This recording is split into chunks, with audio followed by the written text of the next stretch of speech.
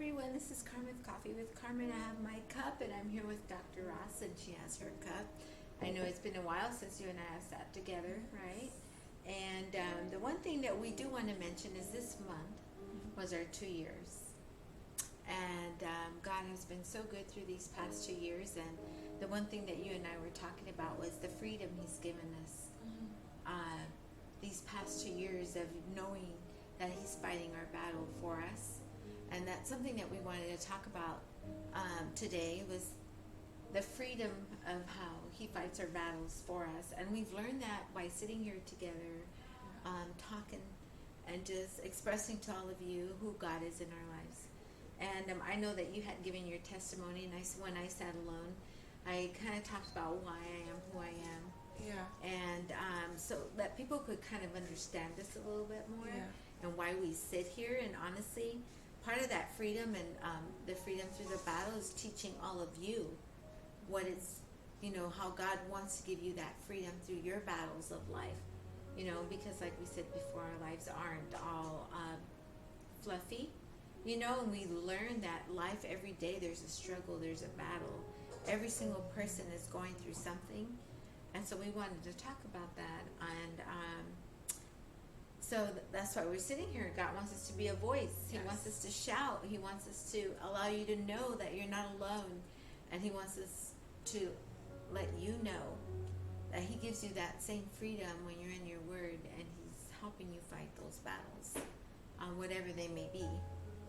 So, and as we celebrate, we want to help you celebrate your freedom through your battles. Yeah. Right? Yeah. I think though too, it's kind of, it can be challenging. So you have to look at even the small victories through it, and not look at, this big picture thing that sometimes I think is easy to say, well, I'm not to that point where I'm totally free, or I'm not to that point that I had envisioned my life to be. But when you can look back at all the little steps along the way of what God has done and where He has led you and how He has walked with you, and then once you start to look back and kind of look at all those things that have happened and where God was in those, and it's like, okay, I know that He's doing the same thing now. Otherwise, it can be difficult to see the freedom in it. When you're not totally there yet. Like you talk about the promised land. And not, knowing that this is what God promised, but I'm still on my way. I'm still on my way to it, and I'm not there yet. So like, it's not like this total complete freedom that you someday just reach and it's like, oh wow, I'm here. No, it's kind of like, for me at least, it's like the little steps along the way of, I guess, seeing more of who God is and understanding how that affects me and my, my faith in Him and my freedom in Him, and not in myself or my circumstances or anything like that. And as you talk about the promised land, and I know you and I had, we've talked about Moses and we've talked about Joshua. And I was reflecting back on Moses and how he walked the people through, and how God used him, and God parted the Red Sea, and the people saw that when they crossed over, they still were bound. They didn't know how to release themselves from that. And that's life. We all go through that, where God's like you said, there's those little steps, but yet we still feel bound. And God is wanting us to look ahead like Joshua did. And I went back to read Joshua, and I started thinking, honestly, like, I started seeing like, wow, what a love story, honestly. Not that people can look at it like that, but when you see God through Joshua's eyes, you realize that Joshua loved God. He trusted God. And and when you trust someone and they're there for you, it's kind of like, when you love someone, you trust them, and you can just see them for who they are. Like Joshua saw God through everything, and he believed in Him, and because he did, because if you think back with Moses was hesitant, so then I started thinking, well, maybe that's why too, like, the people were hesitant, even though God used Moses and they saw what God could do. Even Moses was hesitant. Or where Joshua, he was more like, I see it. You know, I see it. So the people saw it differently. And these are just the things that God started revealing to me and reminding me, like, this is like a love story between him and Joshua and the way Joshua saw him. Yeah. And even to the point where when Joshua told them to cross over, and they did, and as soon as they stepped into it, God parted the Jordan River. And I thought, how often is it that, you know, when we're seeing God in that way, even those little steps, he shows us how he parts things for us. But because Joshua saw the promise from the beginning, they walked differently than the Israelites did when they crossed the Red Sea. And so they had a different freedom through that battle with Joshua. Yes. Even when they crossed on the other side, they weren't saying like, what is this? Right. You know, they weren't saying that. Joshua told them, okay, now gather the stones. And they gathered those stones. They weren't like, where are the stones? Each tribe gathered their stones and they placed them there because they saw what God had done and they believed it, like Joshua did from the very beginning. And I'll let you say what you want to say and I'll continue, but go ahead. I was going to say, but I think it's important for the difference is really that they were able to look back and reflect back on what, you know, their parents had done and the doubt that their parents or whoever the generation before them had, and they could see the impact of that.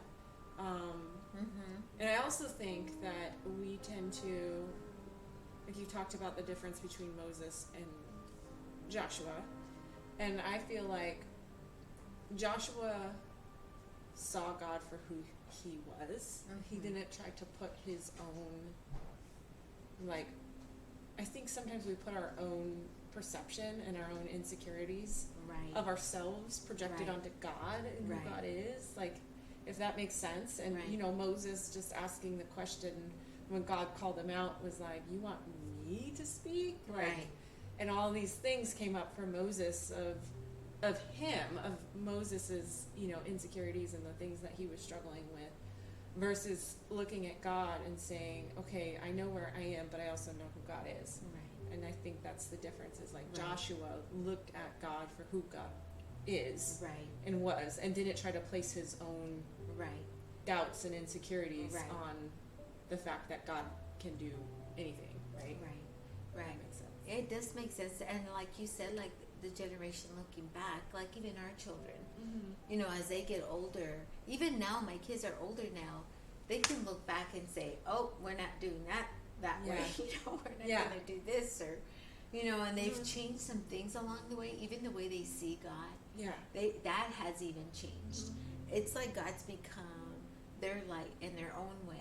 They don't have to reflect back on me and how I see him, but God's become their light. So it's like there's a new generation, and that's the way it was with Joshua. Like that new generation was like, okay, I'm not gonna see God the way like you know, that generations past. I'm gonna see him in this different light, because they were able to see like anything that, like, you know, the way Joshua saw him, so that they saw him that way. And then I started to read, like, even Joshua chapter 6, where it talks about when, okay, it's time to fight, and what God instructs them to do, and to march around the walls.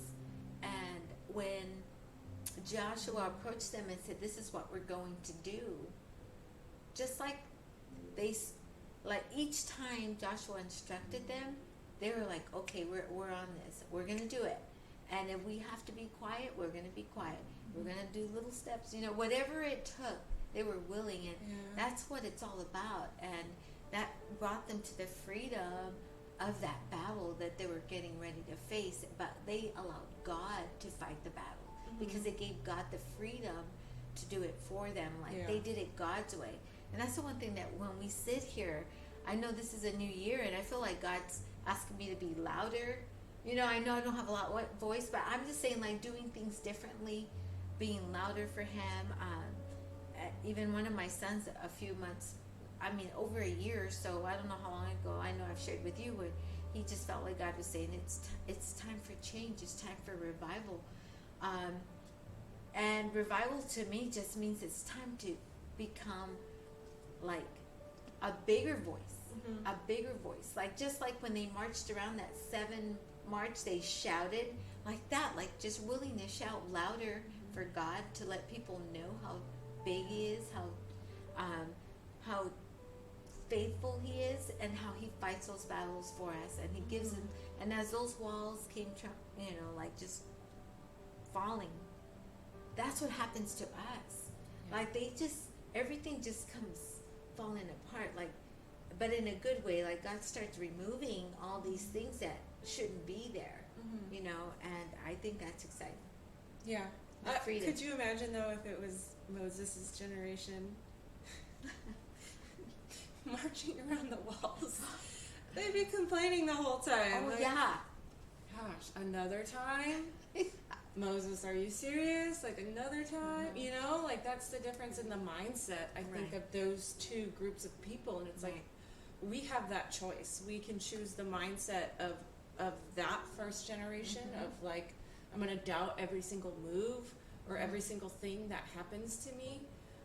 Which, don't get me wrong, it's very easy to do. You look at circumstances and you sometimes will wonder or ask, where is God in this? And I've done it, and so I think you can choose that, or you can choose, and I say choose because it has to be a choice. Right. Like you can't go off of feelings, you can't go off of logic and what makes sense, and it has to be a choice to have that mindset of that generation that walked into the promised land, of believing what God told Joshua, because He told Joshua and called Joshua, and Joshua was their leader. This is where we're going, this is where we're headed.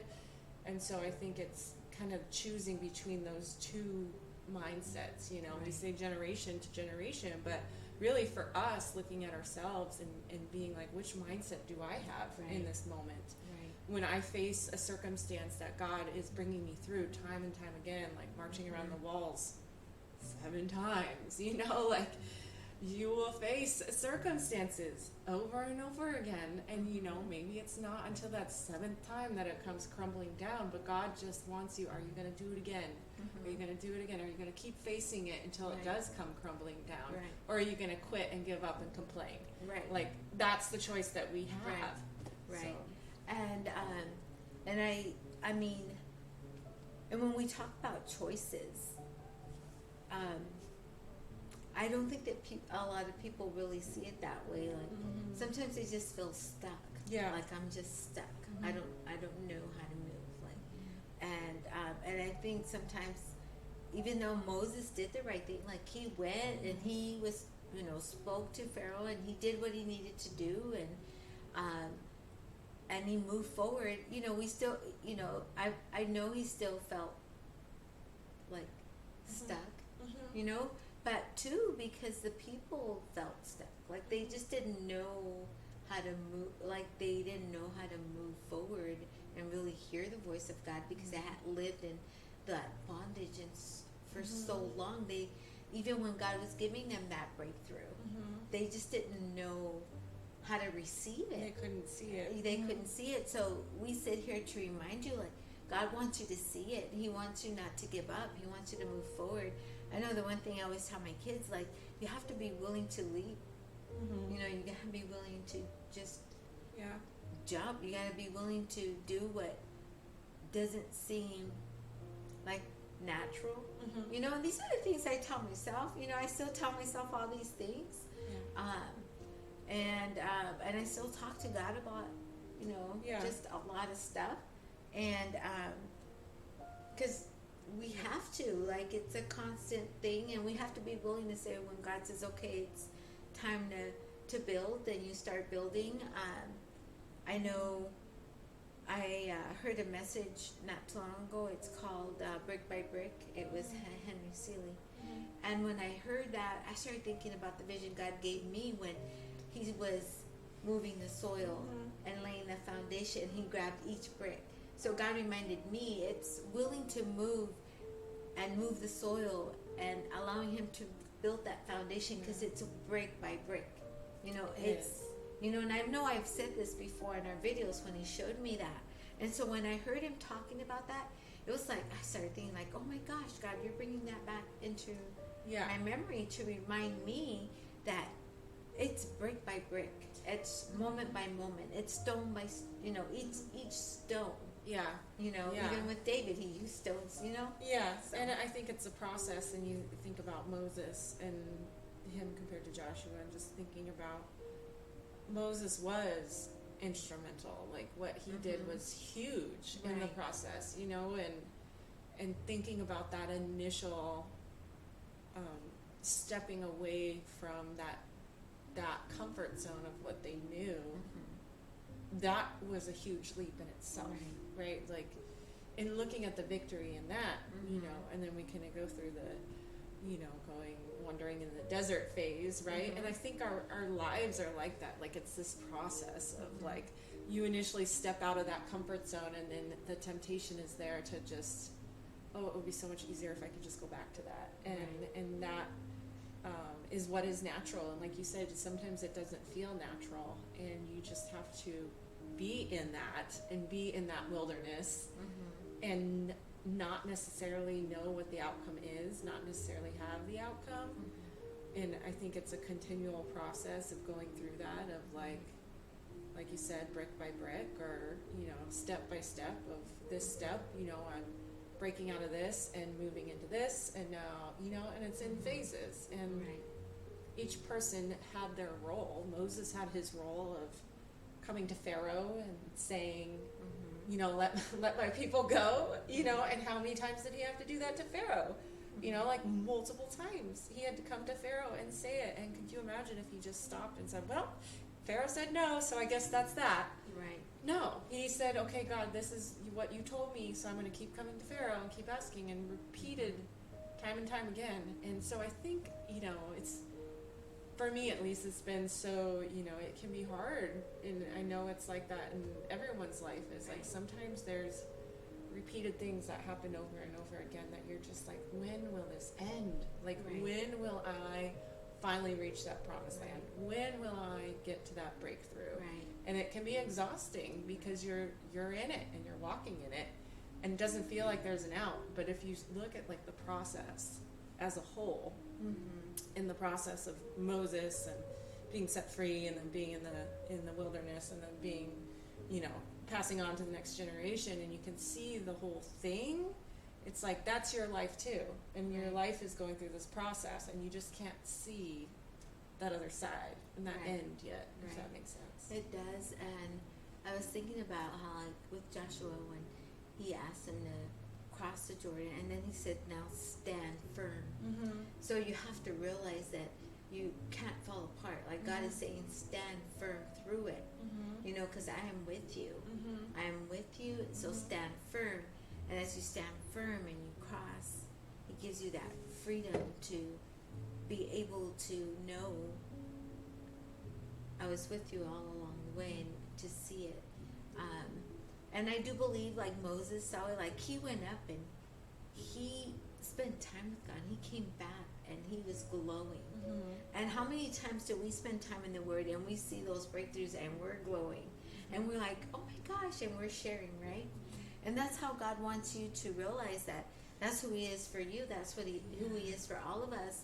Because He wants us to learn to release it. Like, just let it go. Let it fall off. Like, march and shout out to God. Like, just shout in your victories, knowing that there's nothing impossible with Him. Nothing. And to see it. Like, just see it. And don't let anything cloud your vision. Too many things come clouding our vision on the daily. Yes. But learning to stand together. And we have to remember that when they crossed and they stood, it wasn't one person standing. It was the tribe standing together. There was unity. And you have to remember that as you're doing this, there has to be those people around you that are in unity with you, standing firm, because you need it. We all need that. We all needed to get to that place where we know God has just given us a new breath. Like, wow. Can you imagine how they felt when those walls just came down. You know, imagine how many times you feel that way when you get that breakthrough and you're like, wow. Yeah.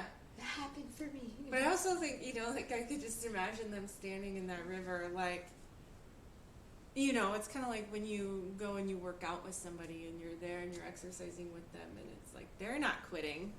Like, they're tired, but they're not giving up. Like, I have to keep going. I know, like, at least for me when I was in the military, it was that way. It's like when you're being challenged and you're constantly, like, you know, there's that temptation to quit as you look at the people around you and you see, not that you're comparing to them, but it's like, okay, if they're still standing, then I can still stand. Right. And so it kind of gives you that, like, renewed strength in that moment to keep going, because sometimes you can't, like, you just can't, you don't have the strength to keep going, and it takes other people around you to remind you of that and to give you that kind of renewal. And I think, again, I always say God uses people, but he really does. He brings people into your life that are going to do that for you, because he knows what's up ahead in your journey. He knows what you're going to face. He knows the challenges that you're going to have and the people that you're going to need to help you make it through those challenges. And like, even us, like our friendship, I always think about that, and like,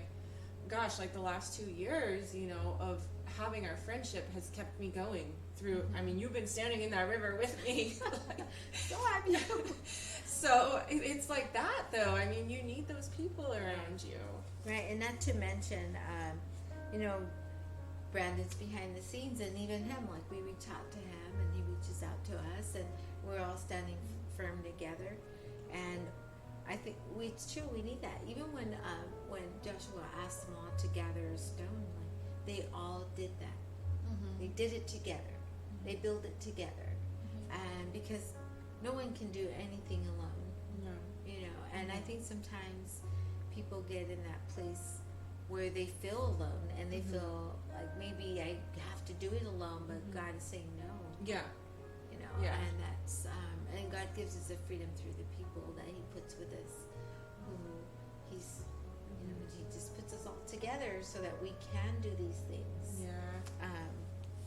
And I think it's easy too, because, you know, that's really, when those things come up, that's really what the enemy wants, is he wants to isolate you, because that's the fastest way in. Like, if you're all by yourself, you know, and you get trapped in your own thoughts, and your own, you know, lies that you're believing. And I say it because I've been there. Like, I know.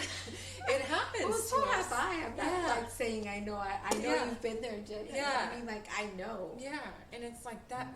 That's the last thing you want to do, is isolate yourself. I mean, you want. That's the first thing you want to do, but that's the last thing that you should allow to happen. It's like you have to, again, make that choice of, okay, like, all I want to do right now is go be by myself and wallow in my sorrows, you know. But at the end of the day, like, what's that going to get me? Nowhere.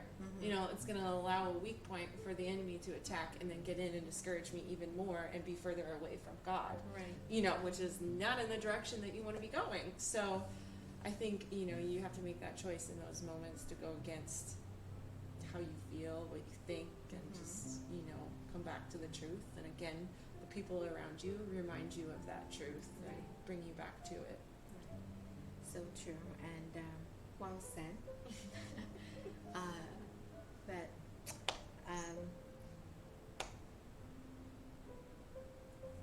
God's just been good through this, these past 2 years, and just His truth behind everything, you know. So I don't know. I just like what you said. So I was just like, well, what else can I say? You know, you said it so well. Yeah. But no, I'm grateful. You know, I can say that I'm grateful for the freedom that He's continues to give us, and the unity and the standing firm together, and the freedom through the battle. Because we've gone through a lot of battles these past 2 years. I mean, there's been a lot that, and even just like, I can't wait for the next generation, like my children and yours, and you know, I already have grandkids to watch them, and to see what God's doing next, and allowing them to move forward in that freedom. Because why? Because they're being raised in it, and it's become their own. I know I'm speaking for, I know my children are older than yours, but even you have talked about how what your girls say, and what they tell you and how they encourage you. And, God uses everyone. He uses the children. Like, I think, their hearts are pure and they just see things different. They see God different. So I think that's just beautiful the way God does that and the way He continues to show us. Yeah. And that's really, what all this is about is fighting for their freedom, that they can walk in that and that they see it and they believe it. And, it starts at a young age, and you just have to keep reminding yourself that it's like layer upon layer, brick upon brick, like you said. It just has to be the foundation. Right. And I know when I remember that vision God gave me, it was just beautiful. And for me to hear just, someone talk about that, I was just like, wow, it just brought it back to my memory. And I just felt like God was using that to remind me that's what I'm doing. And that's why, that this whole thing that even, what we're talking about, they're going to have the freedom to continue building and those strongholds, that battlefield, not that it's not going to be there, but they're going to know, how to just do it differently. How to, they'll see God in a different light, in a different way, just like Joshua saw it. That's what's happening now. And we have to share with all of you, like, don't give up. Don't give up. Don't. And if you don't know Christ, or I believe, I'm hoping that through Coffee with Carmen that you start seeking who God is, and even giving you the opportunity to say yes to Him today. Saying, God, I want to know who you are. I want to ask you into my life, and forgive me, Lord, for the things that I have done. Like, God's waiting to just for you to come to Him and to accept Him and say yes to Him. I know that's our thing, saying yes to God on a daily basis. We have to choose to say yes.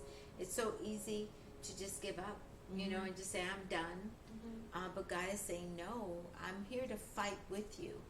I'm here. I'm the one that fights your battles. I'm the one I'm always listening to you. And I hear you. I know your thoughts. I made you. I created you. Every morning you wake, I blow my breath into you, Yeah. And so how is someone who's our God, who is doing all that, not help you fight, Yeah.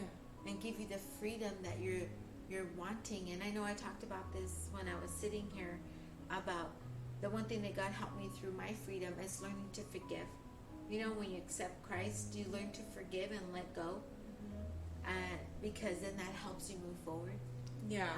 But truly let go, because He sets a new joy in your heart, and you're joyful. You see life in a different light.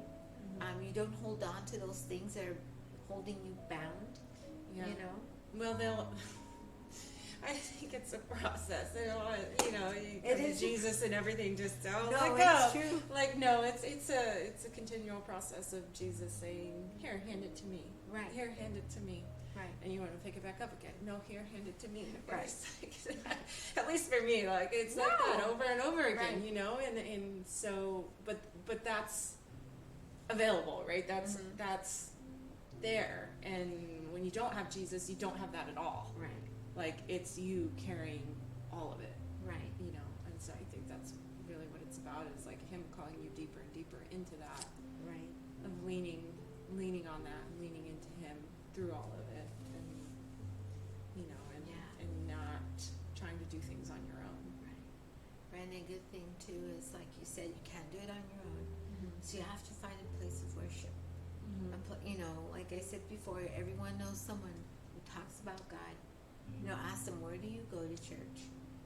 Find a place where you can go, and so they can have people standing with you, helping you fight, helping you learn how to say, give it back to God. Yeah. Lay it at His feet. Yeah. So that you do have that freedom. Yeah. With Him. And with others helping you along the way. So, on that note, was there anything else you wanted to say? No. So, as we continue to move forward with Coffee with Carmen, I know God's doing big things. We look forward to having new people come and join us. Maybe not sitting here, but in other places, and just knowing that God's doing mighty things, and it's all about Him. It's all about His voice. It's all about setting you free. It's all about your victories. And go to that person. Go to that person that's always talking about God and say, where do you go? Because it's good. It would be good for you to go and just get to experience God. You know, I know I've been serving God for a long time. You know, I've been walking with Him for a long time. Yeah. But I still go and I'm like, get in my own thoughts. So this is why I'm saying, like, go find a place. Yes. You know. Yes. And so thank you for watching Coffee with Carmen. And I always want to remind you, and I always want to say, you know, don't give up. Don't ever give up. And always remember, there's always hope in Jesus. God bless you. God bless you. God bless you.